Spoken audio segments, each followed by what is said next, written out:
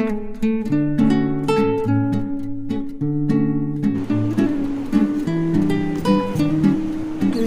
की इज्जत और उनकी जान आज इतनी सस्ती हो गई है कि आए दिन सुनाई पड़ता है कि कहीं पर भी लड़कियों की इज्जत को रौंद कर, पैरों तले कुचल कर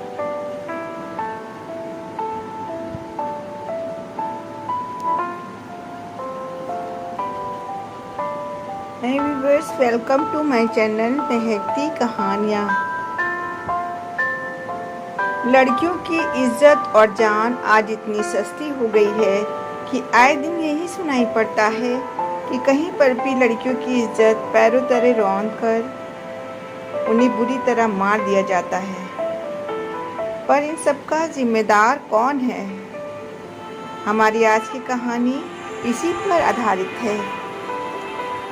उत्तर प्रदेश के एक छोटे से शहर में रहने वाली राशि बहुत होशियार और सपना देखने वाली लड़की थी। उसका सपना था कि पढ़ लिख कर पुलिस ऑफिसर बने और समाज में कुछ बदलाव लाए। लेकिन उसके घर का माहौल अलग था। पापा कहते, लड़की हो, ज़्यादा बाहर मत जाया करो। भाई देर रात तक दोस्तों के साथ घूमता। लेकिन राशि अगर ट्यूशन से 10 मिनट देर हो जाती तो सवालों की बारिश शुरू हो जाती।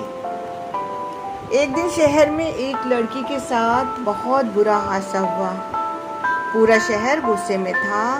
टीवी पर बहस हो रही थी। लोग कह रहे थे, लड़कियां छोटे कपड़े पहनती हैं, इसीलिए सब होता है, रात में बाहर क्यों निकलती हैं।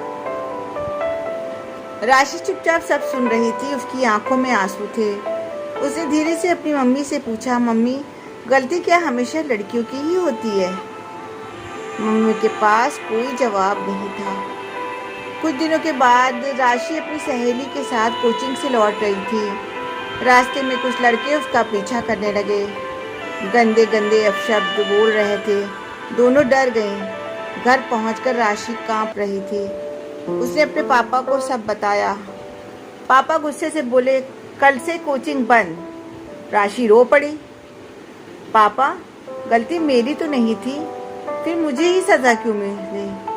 उस रात पहली बार उसके पापा पूरी रात सो नहीं पाए। उनको एहसास हुआ कि बेटी को रोकना इसका समाधान नहीं है। गलत सोच रखने वालों को रोकना जरूरी है। अगले दिन पापा राशि के साथ पुलिस स्टेशन गए, शिकायत दर्ज कराई। मोहल्ले में लोगों को इकट्ठा किया और कहा, अगर हम अपनी बेटियों को ही डराकर घर में बंद कर देंगे तो अपराधी और ताकतवर हो जाएंगे। धीरे धीरे मोहल्ले में बदलाव आने लगा। लड़कियों के लिए सेल्फ डिफेंस क्लास शुरू हुई। स्कूल में लड़कों को सम्मान और व्यवहार की शिक्षा दी जाने लगी। सड़क पर छेड़छाड़ करने वालों के खिलाफ तुरंत कार्रवाई होने लगी। और कुछ साल के बाद वहीं राशि पुलिस ऑफिसर बनी। एक सभा में उसने कहा, लड़कियों को बचाने के लिए उन्हें कैद करने के नहीं, लड़कों की सोच बदलने की ज़रूरत होती है। और पूरा हाल तालियों से गूंज उठा था। उसके पापा की आंखों में गर्व के आंसू थे। आखिर इन सबका जिम्मेदार कौन है? दोष केवल अपराधी का नहीं, बल्कि गलत सोच रखने वालों लोगों का भी है। बेटा बेटी में फर्क करने वालों का भी है। छेड़छाड़ देखकर चुप रहने वालों का भी है। कानून का डर खत्म करने वालों का भी है। बच्चों को संस्कार न देने वालों का भी है।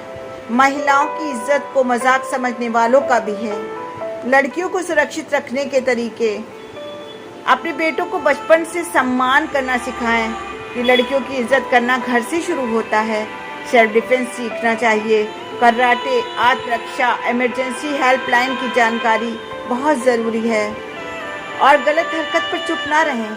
छेड़छाड़ का हिस्सा होने पर तुरंत शिकायत करें। और परिवार का भी साथ होना लड़कियों के साथ बहुत ज़रूरी है।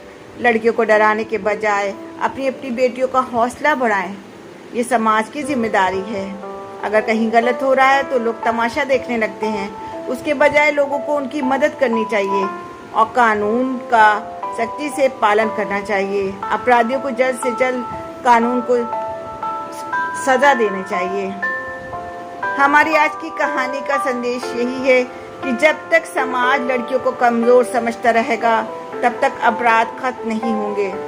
बदलाव तब आएगा जब बेटी बिना डर के जी सकेगी। व्यूवर्स, आपको हमारी कहानी से अगर अच्छी लगी हो तो लाइक, शेयर एंड सब्सक्राइब ज़रूर करें ताकि हमारे समाज की बेटियों को ये कहानी पहुंच सके और उससे सबक हासिल कर सकें।